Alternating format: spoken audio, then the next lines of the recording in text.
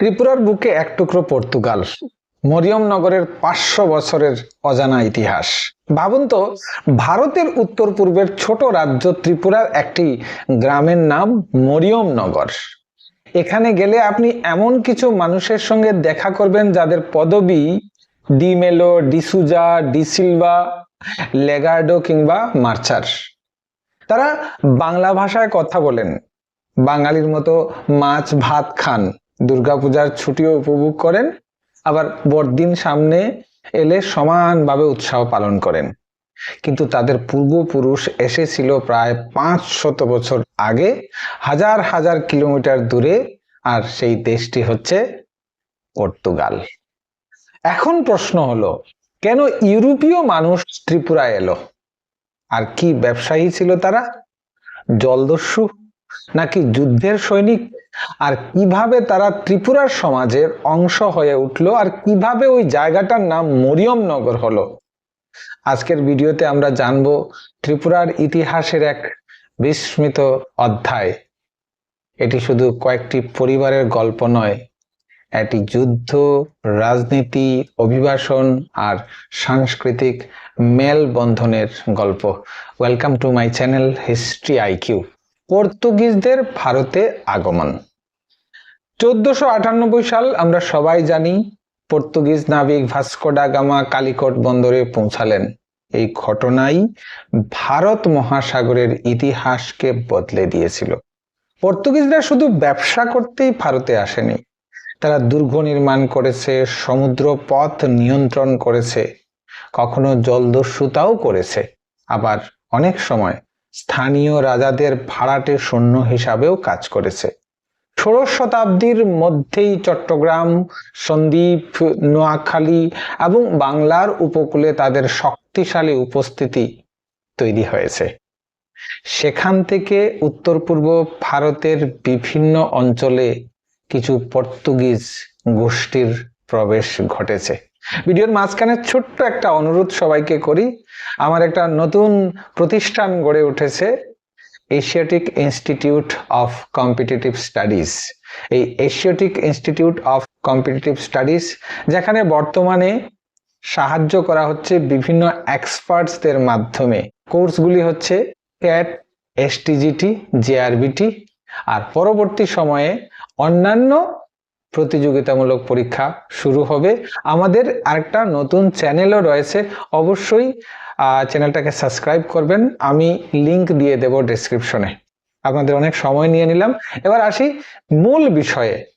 কিভাবে ত্রিপুরায় এলো পর্তুগিজরা? এখানে ইতিহাসের কিছু রহস্যময়তা রয়েছে, সব ইতিহাসবিদ একমত নন। একটি মত অনুসারে ১৬শ শতাব্দীর মাঝামাঝি সময়ে কয়েকটি পর্তুগিজ পরিবার ত্রিপুরায় আসে।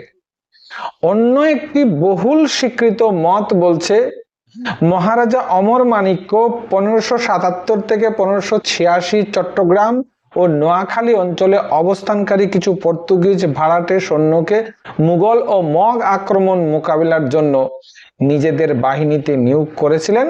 পরে তাদের ত্রিপুরার রাজধানী রাঙ্গামাটিতে বসতি স্থাপনের অনুমতি দেওয়া হয়। ইতিহাসবিদ doctor David Reid, CM Liao সহ একাধিক গবেষক এই ব্যাখ্যাকে অধিক গ্রহণযোগ্য বলে উল্লেখ করেন। এবার আসছি যুদ্ধক্ষেত্রে পর্তুগিজদের কি ভূমিকা ছিল। আজ থেকে প্রায় ৪৫০ বছর আগে যুদ্ধ মানেই ছিল তলোয়ার, ধনুক এবং হাতি বাহিনী। কিন্তু পর্তুগিজদের ছিল এক বিশেষ দক্ষতা, তারা আগ্নেয়াস্ত্র এবং কামান ব্যবহারে পারদর্শী ছিল। তাদের অনেকেই ইউরোপীয় যুদ্ধ কৌশলের প্রশিক্ষিত সৈনিক হিসাবে অভিহিত করতে শুরু করে। ত্রিপুরার মাণিক্য রাজারা বুঝেছিলেন আধুনিক অস্ত্র ছাড়া শক্তিশালী প্রতিবেশীদের মোকাবিলা করা কঠিন, তাই কিছু পর্তুগিজ বন্দুকধারী ও কামানধারীকে রাজকীয় সেনাবাহিনীতে অন্তর্ভুক্ত করা হয়। তাদের যুদ্ধ দক্ষতা ত্রিপুরার সৈন্যবাহিনীকে নতুন মাত্রা দিয়েছিল। রাঙ্গামাটি থেকে উদয়পুর, পর্তুগিজ সৈন্যরা প্রথমে তৎকালীন রাজধানী রাঙ্গামাটিতে বসবাস শুরু করে, পরবর্তীকালে এই রাজধানীর নাম হয় উদয়পুর। সেখানে তারা নতুন সৈনিক হিসাবেই নয়, রাজদরবারের বিশ্বস্ত সহযোগী হিসাবেও পরিচিতি লাভ করতে শুরু করে। কিন্তু ইতিহাস কখনো স্থির থাকে না।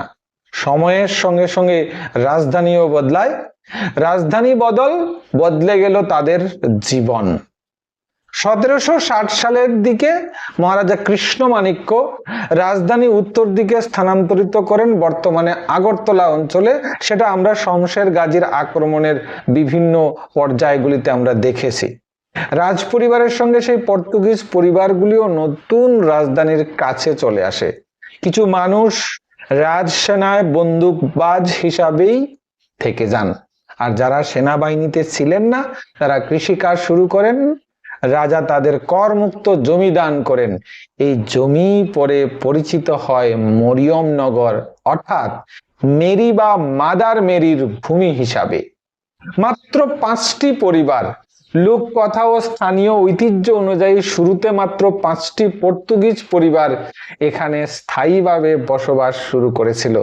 তাদের মধ্যে উল্লেখযোগ্য ছিলেন মার্চার, লেগার্ডো, ডিমেলো, ডিসিলভা, ডিসুজা। আজও এই পদবিগুলি মরিয়মনগরে গেলে শোনা যায়। তবে সময়ের সঙ্গে সঙ্গে তারা স্থানীয় সমাজের সঙ্গে মিশে গেছে।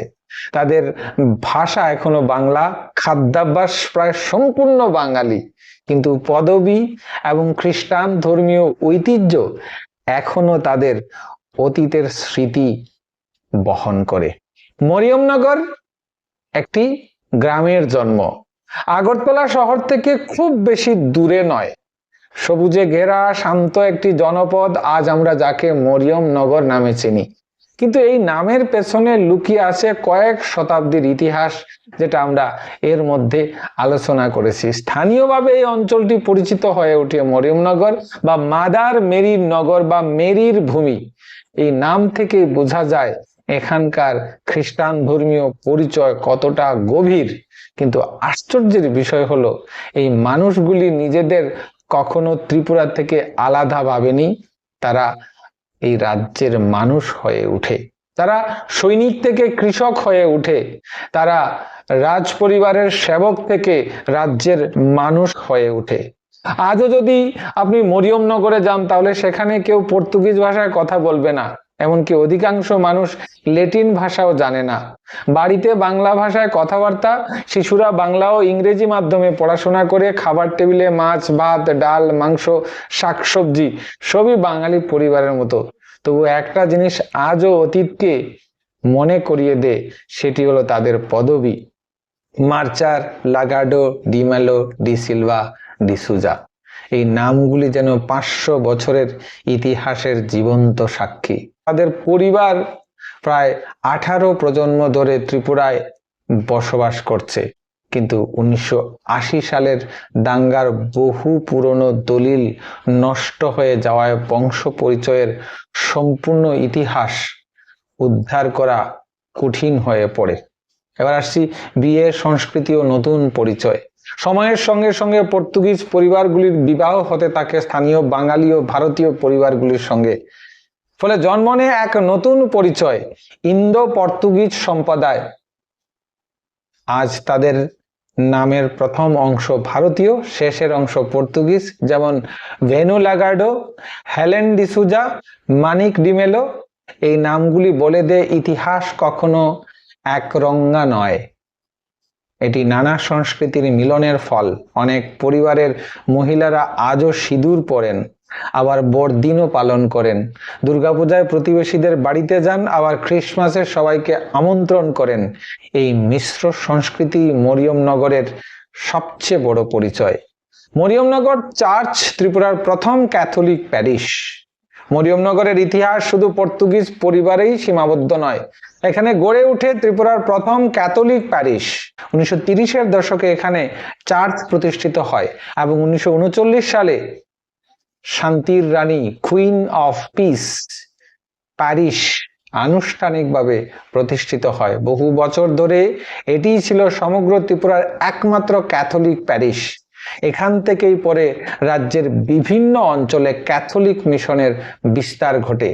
আজও বড়দিন এলে হাজার হাজার মানুষ এই চার্চে আসেন। শুধু খ্রিস্টান নন, হিন্দু, মুসলিম, বৌদ্ধ সকল ধর্মের মানুষ এই উৎসবে অংশ নেন। এটাই ত্রিপুরার সম্প্রীতির এক উদাহরণ। হারিয়ে যাওয়া পর্তুগিজ সংস্কৃতি ধরে রেখেছে মরিয়মনগর। পর্তুগাল থেকে ত্রিপুরা, সমুদ্রপথ থেকে পাহাড়ি রাজ্য, ভাড়াটে সৈনিক থেকে কৃষক, বিদেশি পরিচয় থেকে ত্রিপুরার নাগরিক, এই দীর্ঘ যাত্রা শুধু কয়েকটি পরিবারের ইতিহাস নয়, এটি ত্রিপুরার উদারতা, বহুত্ববাদ এবং সংস্কৃতির সমন্বয়ের ইতিহাস। তাই পরের বার যদি আপনি আগরতলার কাছে মরিয়মনগরে যান, শুধু একটি গ্রাম দেখবেন না, আপনি দাঁড়িয়ে থাকবেন এমন এক ইতিহাসের সামনে যেখানে ইউরোপ আর উত্তর পূর্ব ভারত একে অপরের সঙ্গে মিশে গেছে প্রায় 500 বছর আগে। ইতিহাস এমন এক অজানা অধ্যায় আমাদের মনে করিয়ে দেয় ত্রিপুরার ইতিহাস শুধু রাজাদের নয়, বরং সেই সাধারণ মানুষদেরও যারা দূর দেশ থেকে এসে এই মাটিকে নিজের দেশ বানিয়েছে। আপনার কি মনে হয় ত্রিপুরার ইতিহাসের আর কোন বিস্তৃত অধ্যায় নিয়ে হিস্ট্রি আইকিউতে ভিডিও বানানো উচিত? কমেন্টে জানান। আর এমন তথ্যভিত্তিক ইতিহাস জানতে হিস্ট্রি আইকিউ চ্যানেলটাকে সাবস্ক্রাইব করতে ভুলবেন না। সবাই ভালো থাকবেন। নমস্কার।